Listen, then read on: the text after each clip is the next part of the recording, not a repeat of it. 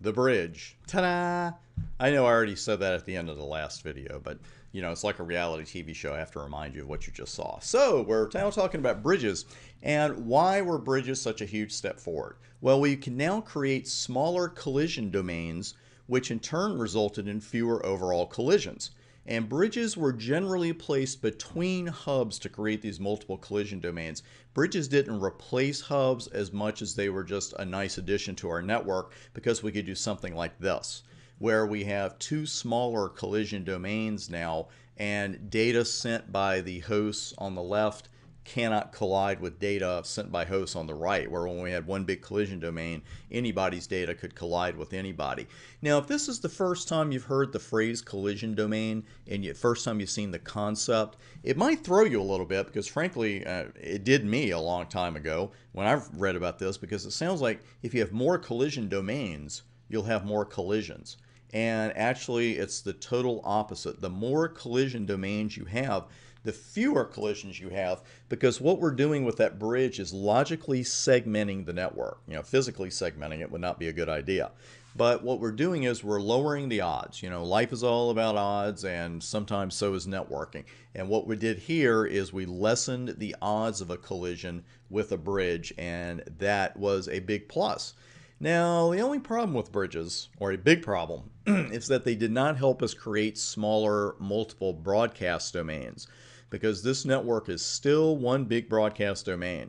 And as the network grows larger, so does the total number of broadcasts. And you can see what I was referring to here in the other video, the previous video, because what we've got now are two hubs, and we could easily connect more devices than we had in the diagram in the last one. We could put 16 on each one, 32, however many ports we have on that hub.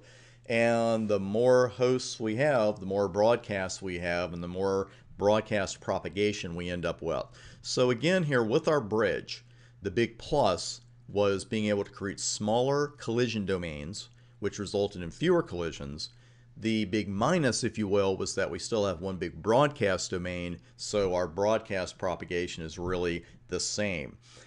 Now, I want to introduce a term to you too about what we get when we go to switches, because that's where we're going now. Because when we do replace our hubs and repeaters and our bridges with a single switch, we gain immediate benefits, especially when each host is connected to its own switch port, which in reality it usually is. I'm going to show you one example in this section where it's not.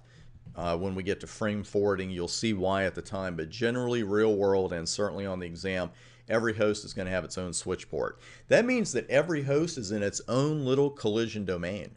Literally, data collisions cannot occur in that situation, and we really like that. Now, this one host to one port topology, it's micro-segmentation. It's not a term you see terribly often, but Cisco throws it around once in a while, so it's a good one to know. And this design, again, it eliminates any chance of collisions, and here's exactly what I'm talking about. And by the way, this is the universal symbol for a layer 2 switch. So when you see this, it's a switch. You got 4 arrows, 2 pointing to the left, 2 pointing to the right. You are on a switch.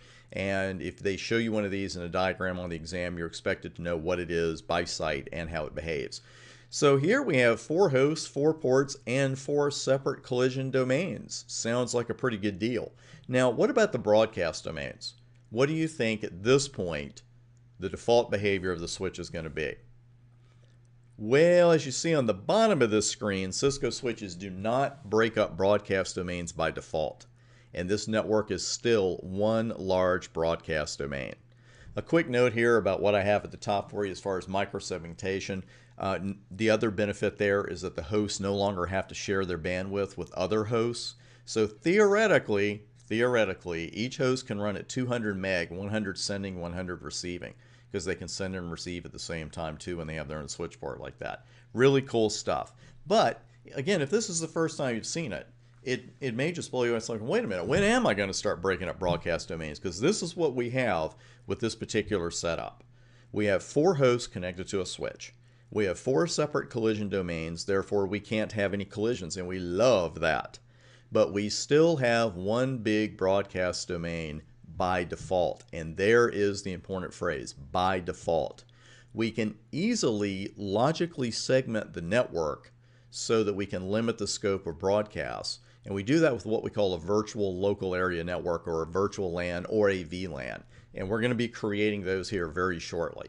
But by default, all of your hosts connected to a Cisco switch, they are all in the same broadcast domain. So a quick review here before we move forward. We've got hubs, which give us one collision domain that consists of all the connected hosts, one broadcast domain that contains all those same hosts, and only one host can transmit at a time.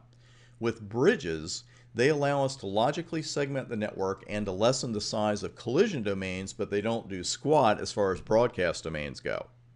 And finally, switches bring us these wonderful one-host collision domains, that microsegmentation, and the capability to logically segment the broadcast domain, although that's not done by default. And we're going to be doing plenty of that in the next couple of videos. Also coming up next, we're going to look at how switches handle incoming frames and the three-pronged, if you will, the three-pronged frame forwarding decision. That's coming up next.